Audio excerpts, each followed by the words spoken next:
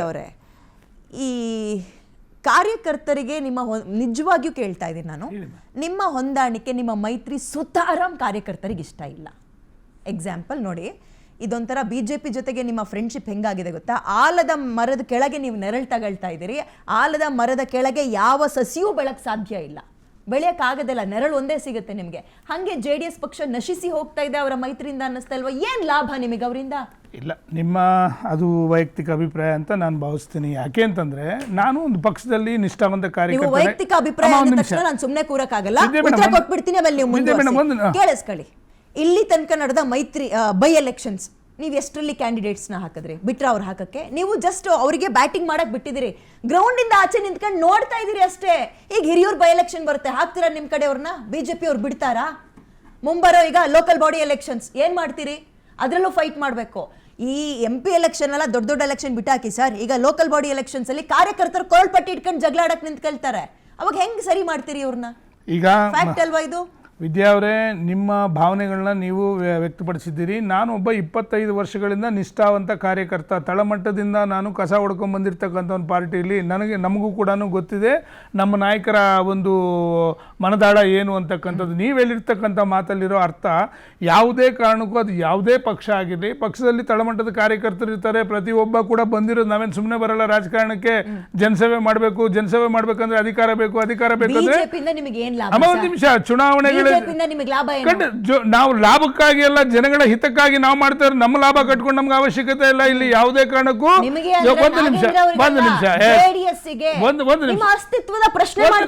ಅಸ್ತಿತ್ವ ಇದೆಯಲ್ಲ, ಯಾಕಿಲ್ಲ? ಈಗ ನಾವು ಒಟ್ಟಾಗಿ ಸೇರ್ಕೊಂಡಿದ್ದಕ್ಕೇನೆ ಸನ್ಮಾನ್ಯ ಕುಮಾರಸ್ವಾಮಿ ಅವರು ಕೇಂದ್ರದಲ್ಲಿ ಮಂತ್ರಿ ಆಗಿದ್ದು, ರಾಜ್ಯದಲ್ಲಿ ನಮ್ಮೆಲ್ಲ ಪದಾಧಿಕಾರಿಗಳಿದ್ದಾರೆ, ರಾಜ್ಯದಲ್ಲಿ ನಮ್ಮದೇ ಅಂತ MLAಗಳಿದ್ದಾರೆ, MLCಗಳಿದ್ದಾರೆ, ರಾಷ್ಟ್ರ ಕೇಂದ್ರ ಮಟ್ಟದಲ್ಲಿ MP ಗಳಿದ್ರು, ರಾಜ್ಯಸಭಾ ಮೆಂಬರ್ಗಳಿದ್ರು. ಇವತ್ತು ರಾಜ್ಯದಲ್ಲಿ ಮನೆ ಇವರು AP ವಕ್ತಾರಗಳು ಹೇಳ್ತಾ ಇದ್ರು, ಹಗಲು ರಾತ್ರಿ ಈ ರಾಜ್ಯದಲ್ಲಿ ರೈತರ ಪರವಾಗಿ, ಬಡವರ ಪರವಾಗಿ, ನೊಂದವರ ಪರವಾಗಿ ಹೋರಾಟ ಮಾಡಿರ್ತಕ್ಕಂಥ ಪಕ್ಷ ಯಾವ್ದಾದ್ರು ಇದ್ರೆ ಕರ್ನಾಟಕ ರಾಜ್ಯದಲ್ಲಿ ಏಕೈಕ ಪ್ರಾದೇಶಿಕ ಪಕ್ಷ ಅದು ಜಾತ್ಯತೀತ ಜನತಾದಳ.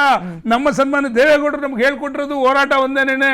ಅಲ್ಲಿ ಹಿರಿಯರಿದ್ದಾರೆ, ಸಮೀವುಲ್ಲಾ ಅವರು, ಅವ್ರ ಬಗ್ಗೆ ನಮ್ಗೆ ಅಪಾರವಂತ ಗೌರವ ಇದೆ, ಯಾಕಂದ್ರೆ ಅವ್ರಿಗೆ ಅಂತ ಅನುಭವ ಇದೆ. ಸರ್, ತಾವೇ ಹೇಳ್ಬೇಕಾಗುತ್ತೆ ಇವಾಗ ಸ್ಪಷ್ಟವಾಗಿ. ಸ್ಥಳೀಯ ಸಂಸ್ಥೆ ಚುನಾವಣೆಗಳಾಗಿರ್ಬೋದು. ನಾನು ಹಾಕ್ತೀನಿ, ನಿಮ್ದು ಉತ್ತರ ಮುಗಿತಲ್ವಾ ಅದು? ಇಲ್ಲ, ಪ್ರಶ್ನೆ ಕೇಳಿಲ್ಲ ನಾನು. ಪ್ರಶ್ನೆ ಕೇಳಿಲ್ಲ ವಿದ್ಯಾ ಅವರೇ, ಪ್ರಶ್ನೆ ಕೇಳಿಲ್ಲ ನಾನು. ಅವ್ರಿಗೊಂದು ಪ್ರಶ್ನೆ ಇದೆ ವಿದ್ಯಾ ಅವರೇ. ನೋಡಿ, ಇವತ್ತು ತಳಮಟ್ಟದ ಕಾರ್ಯಕರ್ತರುಗಳಿರುವಂತಹ ಸಂದರ್ಭದಲ್ಲಿ ಇದು ಅನೇಕ ಈಗ ರಾಷ್ಟ್ರೀಯ ಮಟ್ಟದಲ್ಲಿ ಅನೇಕ ಪಕ್ಷಗಳು ಹೊಂದಾಣಿಕೆ ಮಾಡ್ಕೊಂಡಿದ್ದಾವೆ. ಹಾಗಾದ್ರೆ ದೇಶದಲ್ಲಿ ಇರ್ತಕ್ಕಂಥವರೆಲ್ಲ ಕೂಡ ಹೊಡೆದಾಡ್ಕೊಂಡು ಕುಂತಿದ್ದಾರ.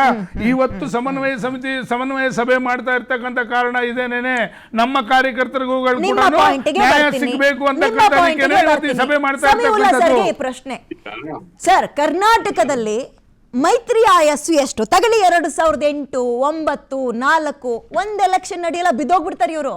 ನಮಗೆ ಮೈತ್ರಿಯ ಇತಿಹಾಸ ಕೆದಕ್ತಾ ನೋಡಿದ್ರೆ ಎಲ್ಲೂ ಕೂಡ ಒಂದು ಒಳ್ಳೆ ಉದಾಹರಣೆ ಸಿಗ್ತಾ ಇಲ್ಲ. ಇದು ಹಂಗಾಗಲ್ಲ ಅನ್ನೋದಕ್ಕೆ ಏನ್ ಸಾಕ್ಷಿ ಇದೆ? ನಿಮ್ಗೆ ಅನ್ಸುತ್ತಾ ಲಾಂಗ್ ಟರ್ಮ್ ಇವರು ಕೈ ಇಟ್ಕೊಂಡು ಹೋಗ್ತಾರೆ ಗಂಡ ಹೆಂಡತಿ ಅಂತ? ಅಲ್ಲ, ಉತ್ತರ ಕೊಟ್ಬಿಡ್ಲಿ ಅವರು. ಸಾಧ್ಯ ಮಾಡಿದೀವಿ, ಉತ್ತರ ಸಾಧ್ಯ ಮಾಡಿರ್ತಕ್ಕಂಥ ಮೈತ್ರಿ ಸರ್ಕಾರದಲ್ಲೇನೆ. ಆಯ್ತು, ಏನ್ ಸರ್ ಮೈತ್ರಿ ನಮ್ಮ ರಾಜ್ಯದಲ್ಲಿ ವರ್ಕೌಟ್ ಆಗುತ್ತೆ ಅಂತ ಅನ್ಸತ್ತಾ? ಒಂದು ಈ ಮೈತ್ರಿ ಇದೆ ಅಲ್ವಾ, ಮೈತ್ರಿಯ ಟರ್ಮ್ಸ್ ಅಂಡ್ ಕಂಡೀಷನ್ಸ್ ಕ್ಲಿಯರ್ ಆಗಿ ಡ್ರಾಫ್ಟ್ ಆಗ್ಬೇಕು. ಸಮನ್ವಯ ಸಮಿತಿಯ ಮೀಟಿಂಗ್ ಇವತ್ತು ಇದೆ, ಆದ್ರೂ ಕೂಡ ಸಮನ್ವಯ ಸಮಿತಿಯ ನಾಯಕರ ಹಿಂದೆ ಇರುವಂತಹ ಅಜೆಂಡಾಗಳಿವೆ ಅಲ್ವಾ, ಆ ಅಜೆಂಡಾಗಳು ಮುಂದೆ ಸಹಜವಾಗಿ ಮಾತಾಡೋದು ಬೇರೆ, ಹಿಂದೆ ಇರುವಂತಹ ಅಜೆಂಡಾಗಳು ಓಪನ್ ಅಪ್ ಆಗ್ಬೇಕು. ಈಗ ಕುಮಾರಸ್ವಾಮಿ ಅವರು ಒಂದ್ ಕಾಲಕ್ಕೆ ಪೇಶ್ವೆ ಶೈಲಿಯ ಆಡಳಿತ ನಡೆಸುವ ಪ್ರಹ್ಲಾದ್ ಜೋಶಿ ಅಂತ ತಂದಿದ್ರು, ಅವರೇ ಸಮನ್ವಯ ಸಮಿತಿಯ ಮುಖ್ಯಸ್ಥರು. ಬದಲಾದ ರಾಜಕೀಯ ಪರಿಸ್ಥಿತಿನಲ್ಲಿ ಇದೇ ಪ್ರಹ್ಲಾದ್ ಜೋಶಿ ಅವರು ಮತ್ತೆ ಕರ್ನಾಟಕ ರಾಜ್ಯ ರಾಜಕಾರಣಕ್ಕೆ ಬರ್ತಾ ಇದ್ದಾರೆ. ಯಾಕೆ ಬರ್ತಿದ್ದಾರೆ? ಕೇಂದ್ರ ಸರ್ಕಾರ, ಕೇಂದ್ರ ಬಿಜೆಪಿ ಅವರಿಗೆ ಕೊಟ್ಟಿರೋ ರೋಲ್ ಏನು? ಅವ್ರು ಇದ್ದಕ್ಕಿದ್ದಾಗ ಹಾಗೆ ಕರ್ನಾಟಕ ಬಿಜೆಪಿ ಮೇಲೆ ನಿಯಂತ್ರಣ ಯಾಕೆ ಮಾಡ್ತಿದ್ದಾರೆ?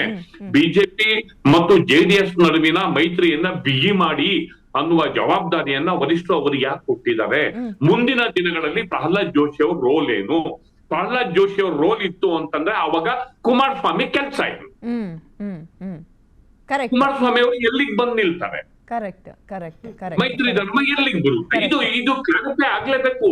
ಮತ್ತೆ ಇಷ್ಟೆಲ್ಲದರ ನಡುವೆ ವಿಜಯೇಂದ್ರ ಎಲ್ಲಿರ್ತಾರೆ? ವಿಜಯೇಂದ್ರ ಎಲ್ಲಿರ್ತಾರೆ? ಆಮೇಲೆ ಭಾರತೀಯ ಜನತಾ ಪಕ್ಷದಲ್ಲಿ ಪದೇ ಪದೇ ಒಂದು ಪ್ರಶ್ನೆ ಉದ್ಭವ ಆಗುತ್ತೆ. ಯಾವ ಆಂತರಿಕ ಶಕ್ತಿಗಳು ಯಡಿಯೂರಪ್ಪ ಅವರನ್ನ ಒತ್ತಡಕ್ಕೆ ಸಿಲುಕಿಸಿ ಅವರಿಗೆ ಹಿಂಸೆಯನ್ನ ಕೊಟ್ಟು ಅವರ ಮೇಲೆ ರಾಜಕೀಯ ಪಿತೂರಿಯನ್ನ ನಡೆಸಿದವೋ ಅದೇ ಶಕ್ತಿಗಳು ವಿಜಯೇಂದ್ರ ಮೇಲೆ ಪಿತೂರಿ ನಡೆಸ್ತವೆ ಅಂತ ಮೊದಲಿಂದಲೂ ಹೇಳ್ತಾ ಇದ್ರು ಅವ್ರ ಲೀಡರ್, ನಾನಲ್ಲ. ಅದಕ್ಕೆ ಸಮನ್ವಯ ಸಮಿತಿನಲ್ಲಿ ಏನಾದ್ರು ಉತ್ತರ ಸಿಗುತ್ತಾ?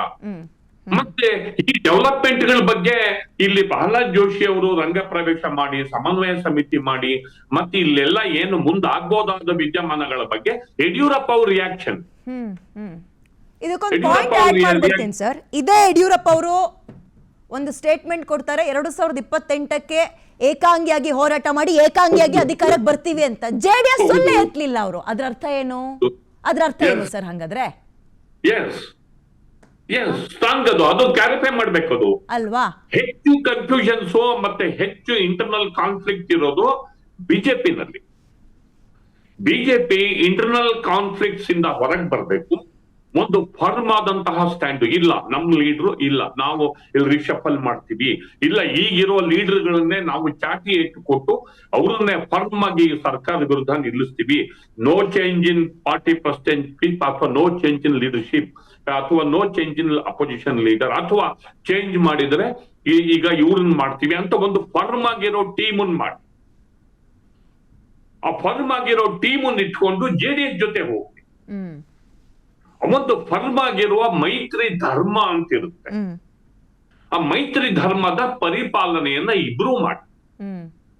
ಈಗ ನಮ್ಮ ಜೆಡಿಎಸ್ ಸ್ನೇಹಿತರು ಅವ್ರು ಹೇಳಿದ್ರು, ಒಂದು ನೀವು ವ್ಯಾಲಿಡ್ ಪ್ರಶ್ನೆ ಕೇಳಿದ್ರಿ, ಅವ್ರು ಉತ್ತರ ಕೊಡ್ಲಿಲ್ಲ.